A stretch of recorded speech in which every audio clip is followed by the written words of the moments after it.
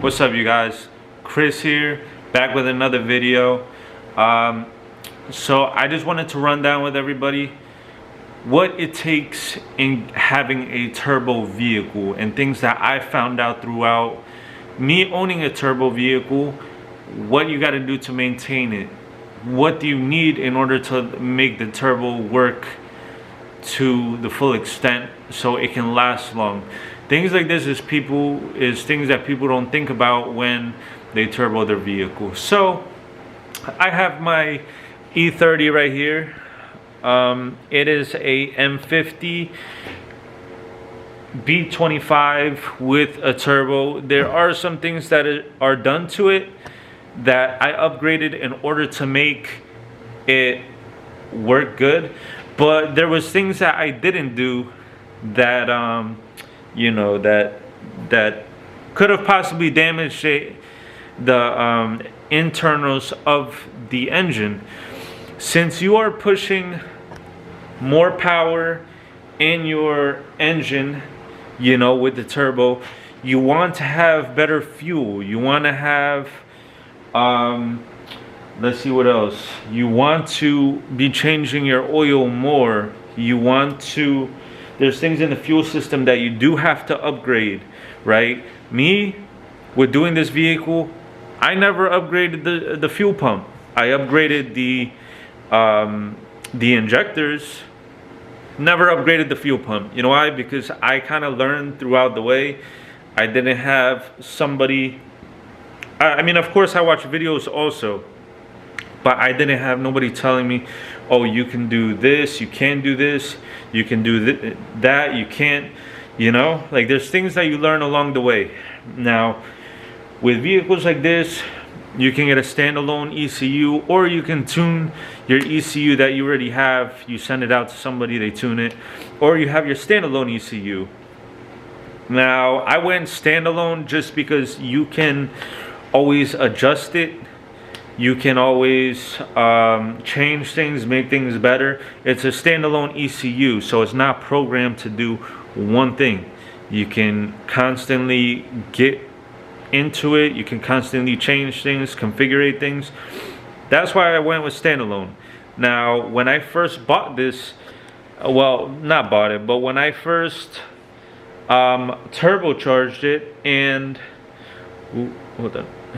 When I first turbocharged it, I couldn't get the car to start. I didn't know why it wasn't starting, and I thought that putting the standalone in and trying to turn it on, that it'll just turn on. And sometimes it needs to be tuned for a startup.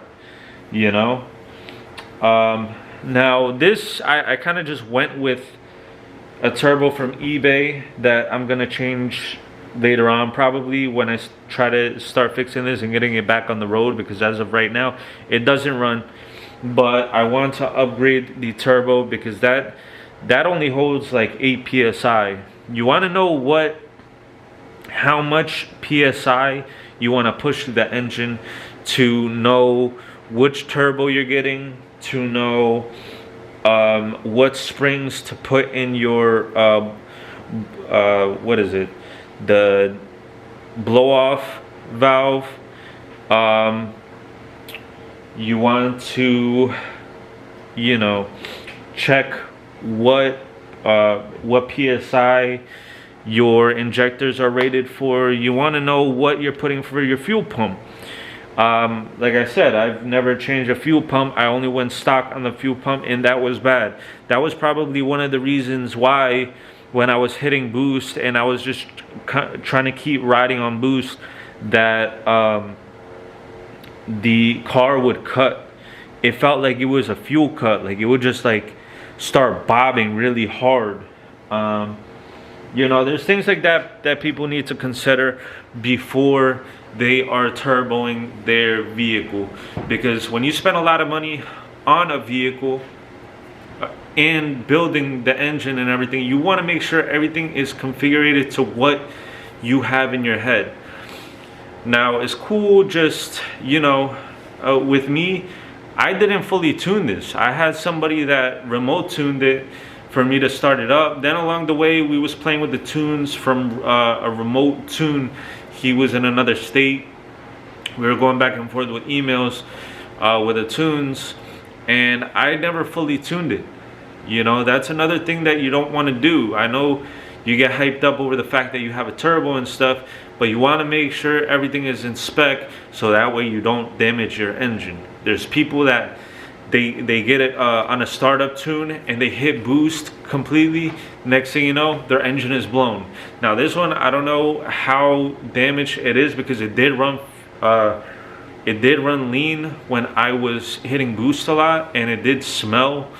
And you know, I might have made the mistake of damaging the engine internally, but it's learning lessons like this that make you guys not want to do it again. Sometimes people got to touch the fire in order to know that it burns, you know.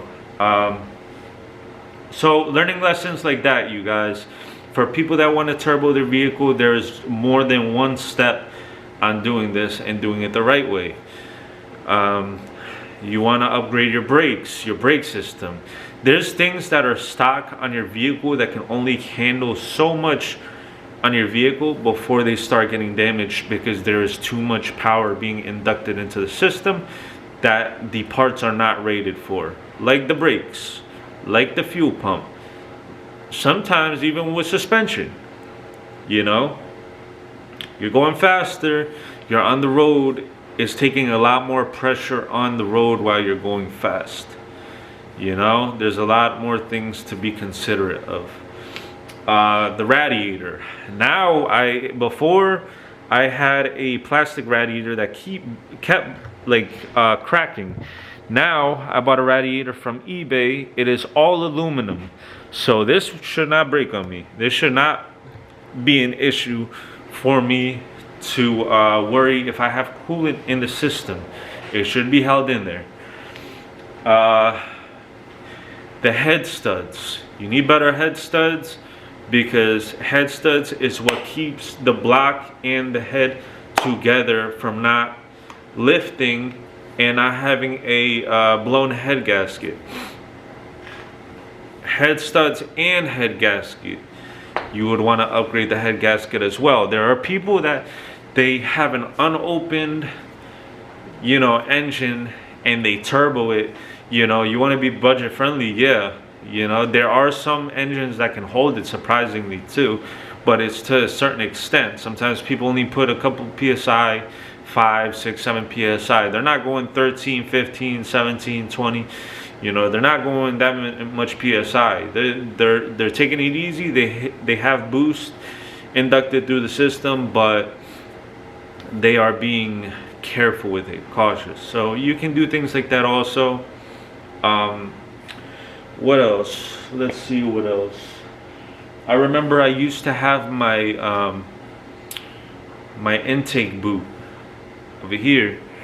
If you guys can see, now I have a Mishimoto intake boot that goes to, sorry, I'm just trying to, yeah, right over there, a Mishimoto boot. I used to have the stock boot that will go from the intake manifold to the whatchamacallit, to the pipes. The don't crack on me, you guys. Don't crack on me. I'm trying to like think of the name right now. The charge pipes. There we go. Charge pipes. Kept on blowing because when it is rubber, when it's not meant for boost, when it isn't strong, thick, things will blow, things will break. You know, you have to have stronger things in place in order for the turbo induction to cooperate with the engine. Now, a lot more things to be said throughout the of what to do to have a good, reliable turbo setup in your vehicle. This rundown is kind of just letting you guys know the overall to it. There is a lot more stuff that has to be changed too if you want to have a reliable engine to work with the turbo. You can do internal work to it too. Upgrade the the pistons, the crank, the rods. You know, there's a whole bunch of things you can do to, if we're talking about cars, to get into a turbo inductive vehicle. But as of right now, that is what I wanted to share with you guys. You know, a lot of younger people, they get into cars. You know, sometimes somebody doesn't teach them how to do things. Sometimes they try to look at it just from videos and stuff and do it themselves. I was one of them people. Started messing with cars. Next thing you know, you try to do your own thing. You don't get far just by doing things by yourself. You can make a lot of mistakes, break things and stuff, but for anybody that wants info on turboing a vehicle, making it reliable, good, you know, wants to learn all this stuff, I mean, there's a lot of stuff that you can learn from other than just breaking the bank and messing the new parts that you just bought for your vehicle. Learn the steps, learn everything good, learn everything right, ask questions. You know, that's what people like me, I want to you know, help my subscribers, the people that watch. If you want to turbo your vehicle, do it. Just do it the right way, so that way you don't mess up at the end. Because once you have everything together, you're driving your vehicle, you don't want the second, third day for it to blow. You know, that, some people, that happen to some people, and then people lose a passion for cars.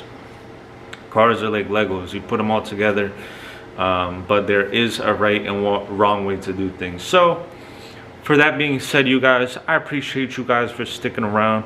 I appreciate you guys that subscribe to me. Anybody that hasn't subscribed to me, if you could show me some love, subscribe to me, like, comment, subscribe. Chris with Big Body Builds, I appreciate you guys highly. And until the next video, we are out, you guys.